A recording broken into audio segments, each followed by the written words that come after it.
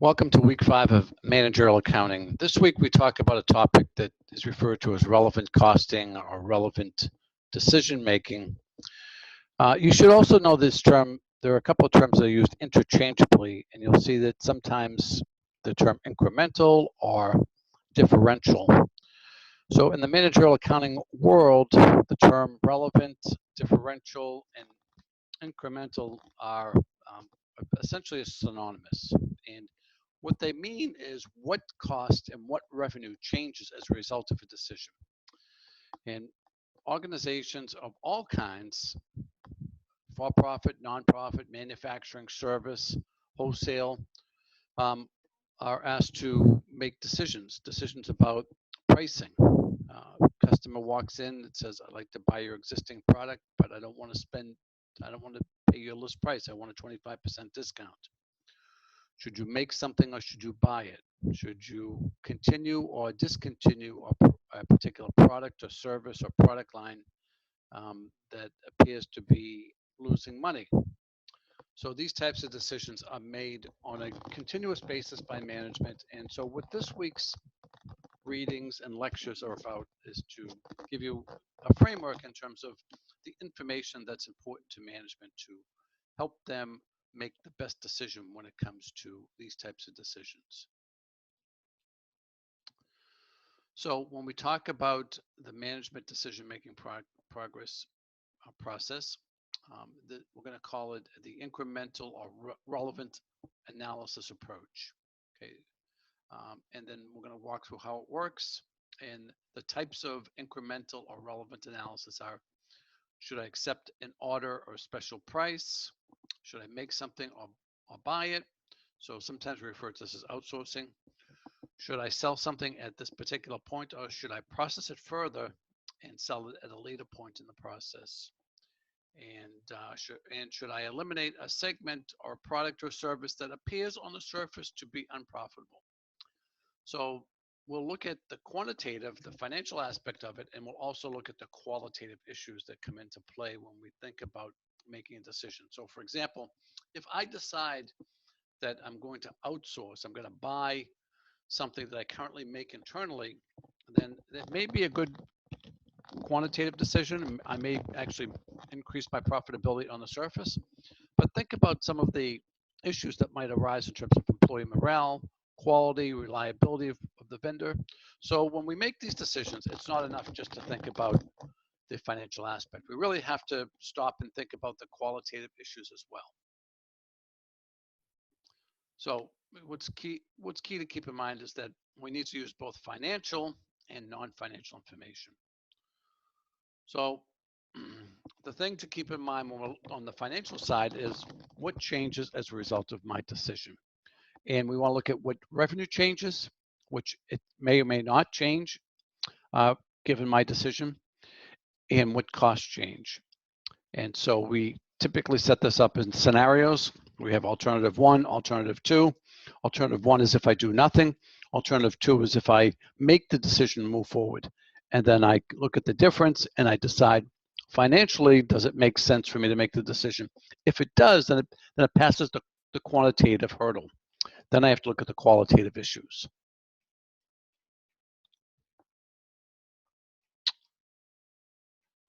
So one thing to keep in mind is that management accounting is not something that can be done in isolation. We need to work with the team. We need to work with marketing people, engineers, senior management, manufacturing, and so forth to make sure that we get all the information that's important, both the quantitative and qualitative information. So here's an example of a alternative A. If I do nothing, if I continue on with my current base case, and then we'll compare that to alternative B, and then we'll look at the net change as a result of a decision that could be made. So it says comparing B to A, the net income difference between the two of $15,000. So we don't really have a fact pattern here, but basically what we see is that in our current scenario of alternative A, I have revenue of 125, I have cost of 100, and I have net income of 25. Under alternative B, my revenue actually goes down by $15,000, but my costs go down by $20,000. So when I look at the bottom line of this decision, if I choose alternative B, my bottom line is going to be better. And that's really what organizations are typically after, is to improve their bottom line or their net income. So let's move on and look at a few basic definitions. So relevant costs are the costs that are relevant to the decision, and relevant costs / relevant revenue. And those are the cost and the revenue that change as a result of my decision. And then the other key term is this idea of sunk costs. So sunk costs are things that I've spent in the past that, irrespective of my decision, are not going to change. So typically in this relevant incremental differential analysis, I ignore sunk cost. And opportunity cost in this context is a little different than we'd use in economics. In economics, we talk about opportunity cost. It's the cost of the decision that I forego to make the current one. But in this analysis, the opportunity cost is, as a result of my decision, do I open up another opportunity, which may also add to my overall decision process. So these are the types of relevant or incremental analysis: accept an order at a special price, make or buy a component, sell a product or process, sell products or process further, retain or replace equipment, eliminate an unprofitable business segment. Okay, so let's take a look at this example. So Mexico company offers to buy a special order of 2,000 blenders at $11 per unit from Sunbelt. No effect on normal sales, sufficient plant capacity. We're only operating at 80% of our capacity to produce 100,000 units. So what that says, going back to our discussion of a few weeks ago about cost behavior, is that my fixed costs remain constant as long as I'm within my capacity or relevant range. So adding 2,000 blenders when I'm only producing 80% of my capacity means that my fixed cost will not change with this decision. Variable cost, as you should remember from our discussions on fixed versus variable cost, change in direct relation to activity level. So if I produce 2,000 more units, I'm going to spend $8 per unit, or a total of 16,000 units, $16,000. So our normal selling price is $20. Okay, so typically my customers pay $20 for this product that I'm selling, which we'll call blenders. And so the question is, should I accept this special offer of $11 per unit from Sunbelt? So we're going to look at this and say, okay, I'm going to bring in $11 times the 2,000. So that's a nice $22,000 of additional revenue I'm going to bring in. But what cost will I incur? So I have the fixed cost per unit of 4, and I have the variable cost per unit of 8. So the two of those sum up to 12. So if I believe that both of those costs are relevant, and that is that they change going forward, then I would reject the special offer. But the reality is that our fixed costs in reality do not change. The only thing that changes as a result of our decision is our variable manufacturing cost. Because remember, fixed costs remain constant because we're within the relevant range. So really, the relevant comparison is the $11 per unit versus the $8 per unit.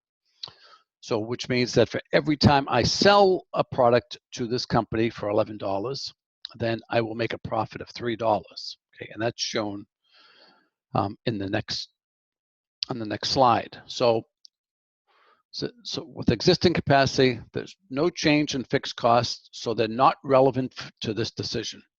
The total variable costs do change, and they change based on $8 per unit times the 2,000 units, so a total of 16,000. My revenue goes up by 22,000, which is the $11 per unit times $2. Sorry, my $11 per unit times 2,000 units, and so the difference is the 6,000. So quantitatively, I'm better off if I accept that special order. Now, the one thing we should keep in mind here, though, let's go back and look at this issue here of my existing customers spend $20 per unit. And now I'm going to sell my units to $11. Now, you note here they say Mexico. So what they're really implying here is that this is a foreign market that does not compete with my existing customers. So if that's true, then the $11 may not impact my existing customers. But I always have to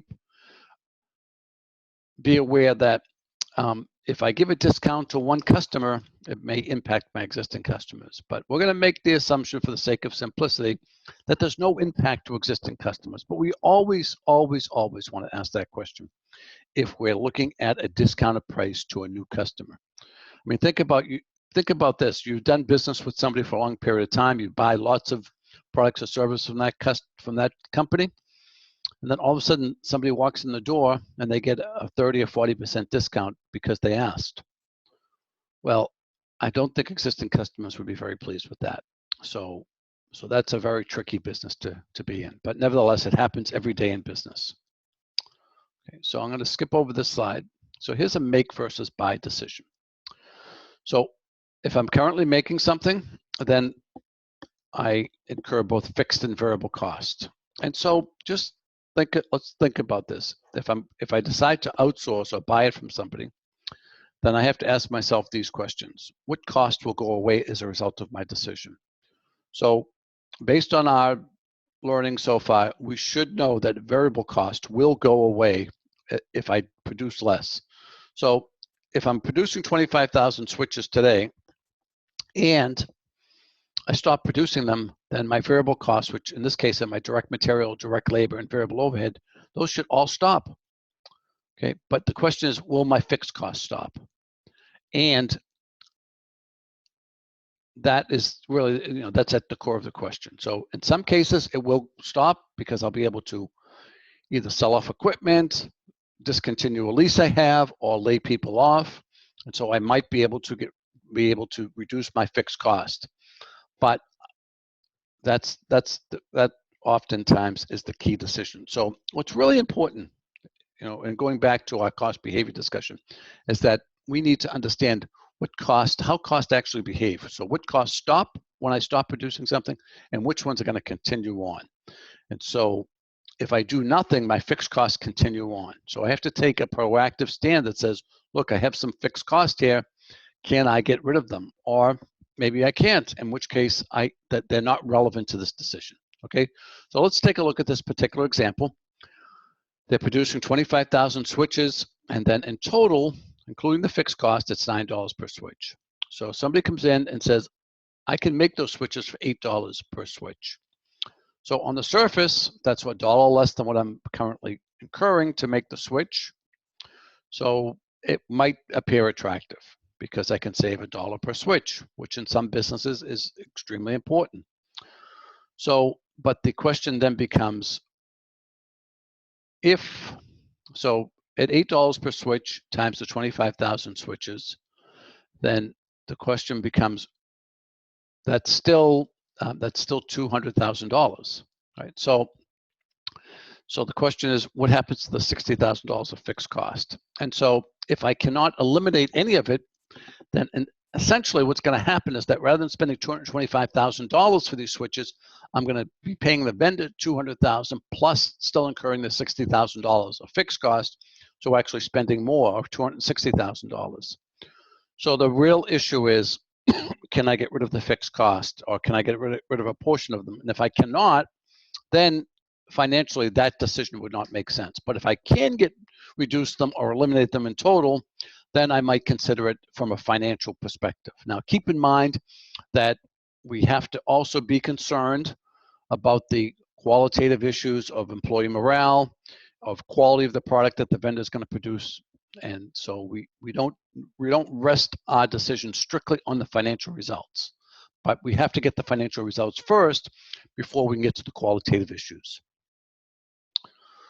Okay, so in this particular case, what the message is that we can only get rid of $10,000 of the fixed cost. So essentially, if I made that decision, I would be $25,000 worse off because I would be paying, rather than $25,000 to produce the switches, I would be paying the vendor $200,000, which is the 8 times the 25,000 plus the 50,000 of my fixed cost, and so I'd be $25,000 worse off, and that would not be a good financial decision. So The other thing to keep in mind is this idea that we talked about of opportunity cost. So hypothetically, if I were to stop producing the switches internally, I could use that excess capacity or underutilized capacity to do something else. And so in this particular case, they talk about bringing in a new business where they could produce $28,000 of profit. And so then, the decision becomes, it swings back in favor of the, at least financially, to make that decision. Okay, but we'll, let's move on to the next. So the sell now or process further is actually a pretty simple decision, because think about, and I think the example that we'll go through here is the desk one. Okay, so let's say I'm a manufacturer and I produce unfinished tables, but I can finish them. So the question is, should I stop and sell them as unfinished, or should I actually do the finishing work and sell them as finished product? So the facts set is this, is that if I sell them as unfinished, they cost me $35 per unit. That's fixed and variable. And I can sell them at $50. So I make a profit of $15 per unit. And now if I can finish them, then I can sell them for $60. So I get an incremental revenue or differential revenue of $10. So the decision tree is very simple. If my additional costs to finish are less than $10, then financially it would make sense for me to finish. So in this particular case, my cost to finish would be my direct material and my direct labor plus my variable manufacturing cost. And so if I sum all that up, it's $8.40. I compare that to the additional revenue of $10 per unit, and it would make sense for me to finish, and because I would increase my profitability by $1.60 per desk. Okay, so that's the bottom line in terms of sell now or process further. Okay, so I'm going to skip over some of these and get to the add or drop a segment, because I find this one to be something that comes up all the time in organizations. I'm not going to work. We're going to skip over the retain or replace equipment. You can read through it if you'd like. It deals with sunk cost. I'm not totally interested in that, but I am very interested in these apparent unprofitable segments, products, whatever. So here's the scenario. We have 3 product lines. We have Pro, Master, and Champ. And if you look at the net income, what it says is that Pro makes $200,000, Masters makes $40,000, and Champ loses $20,000. So here's the sales, their variable cost, their fixed cost. So what you'll often see in organizations is that if a product or a division is losing money, the question becomes, should we eliminate it? And again, we want to look at things quantitatively and qualitatively. So let's first meet the quantitative challenge, and using our cost behavior knowledge, we can do that. So if I eliminate Champ, then will my profit increase by $20,000, really is the question. And that would be true under one scenario, which is that these fixed costs of $30,000 would be eliminated. But if I could not eliminate any of those fixed costs, then actually my profit would be decreased by $10,000 if I eliminate Champ. So it really comes down to which cost can I eliminate? Because what I know is that if I eliminate Champ, I'll lose my $100,000 of sales. My variable cost of $90,000 should be eliminated as well. So my contribution margin of $10,000, which adds to my bottom line, will be gone. But the question is, is this $30,000? Can I eliminate that too, or is that just arbitrarily allocated? And so that's what it boils down to. So in this particular fact set, the argument was that we have to reapportion the $30,000 fixed cost. So maybe it's the rent that we pay in the building and the salaries of a few managers. And so maybe when I close down Champ, those things still remain.